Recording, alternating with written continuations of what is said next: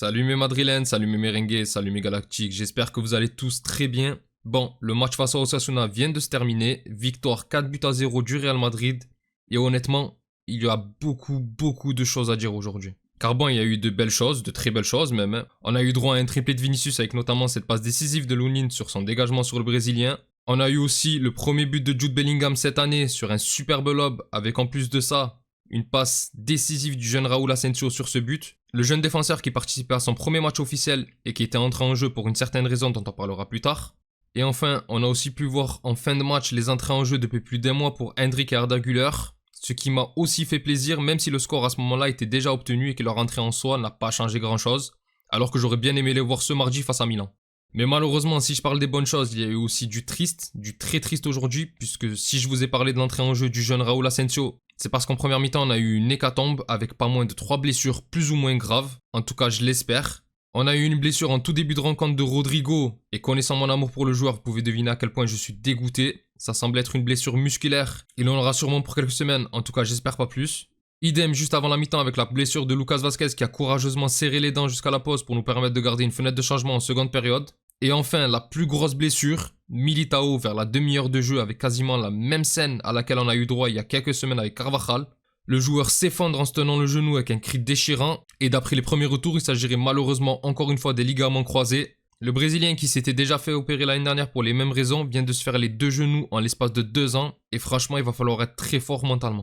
Bon, malgré tout, il ne faut pas bouder notre plaisir. Victoire 4-0 comme j'ai dit avec un Vinicius de gala dans ce match qui aurait pu avoir presque autant de passes décisives que de buts ce soir, avec un peu plus de réussite de ses coéquipiers, en particulier Kylian Mbappé bien sûr, qui lui malheureusement a totalement et encore une fois loupé son match. Il a bien eu 2-3 petits coups d'éclat, surtout quand il partait comme par hasard du côté gauche et d'un peu plus loin, mais c'est beaucoup trop peu, Le joueur, on sent vraiment qu'il a du mal à se positionner, il est assez isolé, avec beaucoup d'incompréhension entre ses appels et les envies des autres de lui donner le ballon, et malheureusement les seuls moments où bon, on a retrouvé un peu Mbappé, et encore vu la fin de match où on lui a laissé le couloir à la sortie de Vinicius, c'est sur le côté gauche. De l'autre côté, on a eu le droit à un plutôt bon Rodrigo, qui fait des appels, qui s'est combiné, et d'ailleurs les premières minutes, les 3 de devant ont beaucoup bougé, ils ont beaucoup permuté, et c'était pas trop mal. Ils avaient même laissé un peu d'espace à Bellingham, qui en a profité pour venir se placer quelques fois au poste d'attaquant, quand les 3 de devant, notamment Kylian, étaient excentrés, et c'était vraiment pas mal. Après la blessure du Brésilien, on a quand même eu la chance d'avoir sur le banc un joueur comme Brahim Diaz, qui lui va pouvoir faire l'intérim sans rougir. On sait qu'il a le niveau d'un titulaire, et ça c'est pas inquiétant. Et son match, même s'il a eu un peu de déchets, était plutôt réussi, avec notamment une passe décisive sur le 4e but, beaucoup d'envie. On va dire que même si ça me déplaît, la perte de Rodrigo est la seule qu'on peut consciemment remplacer assez aisément. Au milieu de terrain, un très bon match de Bellingham qui derrière Vinicius est sûrement le deuxième meilleur joueur du match. En début de partie, alors qu'on était rentré un peu en ronronnant dans la rencontre, il a été le dépositaire du jeu. Quelques jolies passes, des changements d'aile, des récupérations hautes. Comme j'ai dit aussi, quelques appels entre les attaquants qui lui a permis de marquer enfin son premier but, avec en plus de ça un très joli geste technique. Et sur cette rencontre, on a senti qu'il était beaucoup plus à l'aise. Alors oui, c'était face à Osasuna et on aimerait qu'il fasse ça dans des matchs plus importants, comme par exemple lors de la prochaine rencontre en Ligue des Champions face à Liverpool. Mais c'est déjà une très bonne prestation que nous a offert l'anglais. À côté de lui, un Fede Valverde fidèle à lui-même, besogneux, il a été le soldat comme toujours. Il a pris par la suite le côté droit de la défense lors de la sortie sur blessure de Lucas Vazquez. Bon, c'est un poste où il a déjà joué et c'est sûrement lui qui va se retrouver là en attendant le retour de Vazquez. Et ça va être très compliqué jusqu'au mercato d'hiver, où il va falloir prendre des défenseurs. Là, on n'a plus le choix, puisque les 3 joueurs qui étaient pressentis à ce poste, sont tous les 3 blessés. Carvajal qui s'est fait les croisés. Là, Vazquez qui était le remplaçant, qui sort sur blessure. Et enfin, Militao qui était censé combler ce manque, qui lui aussi vient de se refaire les croisés. D'ailleurs, côté blessure, il faudrait qu'on en parle un peu aussi. On a Courtois, on a Militao, Alaba, Vazquez, Carvajal en défense, qui sont HS. On a Mendy, dont j'ai pas parlé, qui lui aussi pourrait pourquoi pas jouer à droite, mais qui est très fragile aussi. Au milieu, il y a Tchouaméni, là maintenant devant, il y a Rodrigo.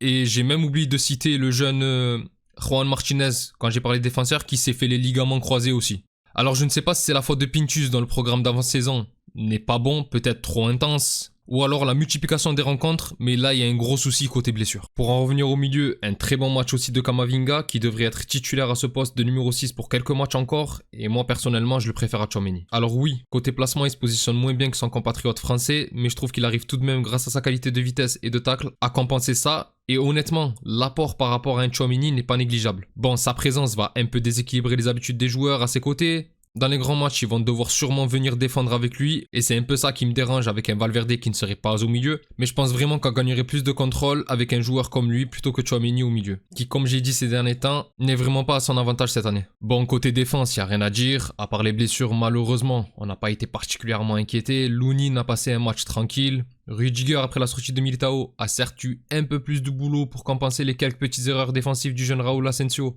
qui n'a pas été mauvais non plus de son côté. Il a une belle qualité de relance et on va dire que dans un grand malheur, ça a été un très grand moment de bonheur pour lui. Il a joué presque la totalité de la rencontre, son équipe a gagné avec 4 buts d'écart sans encaisser le moindre but, et surtout il a été passeur décisif sur le premier but de Bellingham de l'année, et je pense que le jeune il va s'en souvenir. Bon, après avoir dit tout ça, on va revenir sur le déroulé de la rencontre. Pour le coup, là où je parle bien plus lorsque je fais les films du match, bon là, aujourd'hui je pense qu'on peut juste revenir sur les moments marquants.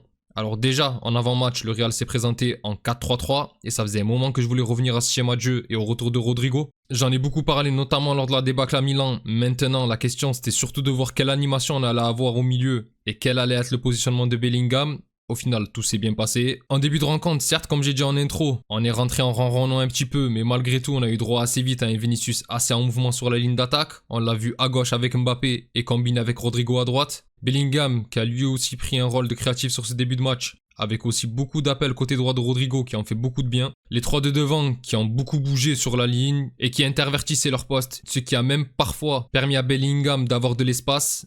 C'était pas comme l'année dernière, mais je trouve que cette liberté retrouvée des offensifs n'était pas une mauvaise chose. Malheureusement, le premier qui intervient à la 18e minute où après une alerte, Rodrigo gêné et en larmes est dans l'obligation de céder sa place à Brahim, le joueur qui s'y attendait et qui s'était échauffé dès la première alerte du Brésilien, quelques minutes avant. Rebelote à la 27e, Militao au sol, qui se touche au genou. Et à l'image de Carvajal, il y a maintenant un mois, ça sentait très très mauvais avec un cri horrible. Et à ce moment-là, je ne savais pas s'il s'était fait les ligaments du genou, mais j'ai commencé à me dire qu'on était maudit. Et il faudra attendre la 34e minute pour avoir enfin un signe dans ce match en notre faveur avec Vinicius, encore lui qui vient nous redonner un peu de sourire sur un but. Ou après un duel aérien de Bellingham sur le côté gauche, le ballon est donné à Vinicius qui sur son côté ne se fait pas prier, il replique dans l'axe, se replace et enroule premier poteau pour le 1-0. Malheureusement, quand on est poissard, on l'est jusqu'au bout, puisque 5 minutes plus tard ça continue avec Vasquez qui lui aussi va se blesser sur ce qui semble être une blessure musculaire, comme Rodrigo. Malgré tout, l'Espagnol va demander qu'on le strappe, et va courageusement terminer la première mi-temps afin de ne pas gaspiller la troisième fenêtre de changement et ainsi empêcher des remplacements en seconde période. Par contre, j'ai eu un peu peur car dans un premier temps, Vasquez était bien re-rentré mais à son poste, de base, à droite, alors qu'il ne pouvait plus défendre, avant qu'enfin Valverde ne vienne prendre sa place. Malgré tout, à la suite de cette 50e blessure, seconde petite éclaircie avec enfin ce moment que tout le monde attendait et qui fait du bien, puisque sur une très belle relance du jeune Asensio, chaleureusement félicité par ses coéquipiers d'ailleurs, Bellingham est alors retombé de la balle, seul en profondeur, et d'un petit lob juste parfait, bon bien aidé aussi par une lecture du jeu très mauvaise du gardien en face, l'Anglais va venir inscrire son premier but de l'année. En seconde période, on va continuer sur le même rythme, avec un Real ultra dominateur, et à l'heure de jeu doublé de Vinicius sur un très joli dégagement de Lunin, lui aussi qui sera chaleureusement félicité, surtout par Rudiger. Puisqu'après un corner d'Osasuna, le gardien ukrainien envoie un long ballon pour Vinicius qui va plus vite que le défenseur. Il croise intelligemment sa course à celle du défenseur pour l'empêcher d'intervenir et il élimine le gardien pour le troisième avec beaucoup de facilité. Et c'est là où on voit vraiment la différence avec le Vinicius d'il y a quelques années, mais surtout avec un Mbappé qui lui par contre n'est pas en confiance. Et enfin le triplé de Vinicius quelques minutes plus tard, ou à la suite d'une superbe récupération de Brahim dans la surface de Osasuna, le Marocain donne directement à Vini qui était resté haut et qui conclut pour le triplé. Du coup, victoire 4-0 du Real Madrid, avant une longue trêve qui nous attend, et avec tout ce qui s'est passé de dramatique dans cette rencontre, cette victoire ne peut faire que du bien.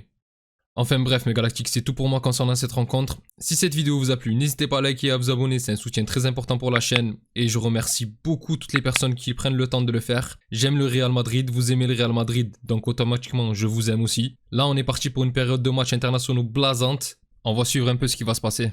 Que ça soit en Europe, en Afrique ou en Amérique du Sud, notamment concernant les internationaux madrilènes, en attendant enfin fin novembre et le retour des matchs avec en particulier ce match face à Liverpool. D'ici là, je vous souhaite une excellente journée ou soirée selon l'heure à laquelle vous regardez la vidéo. Prenez tout soin de vous et encore et toujours, hasta le final, vamos Real. Salut!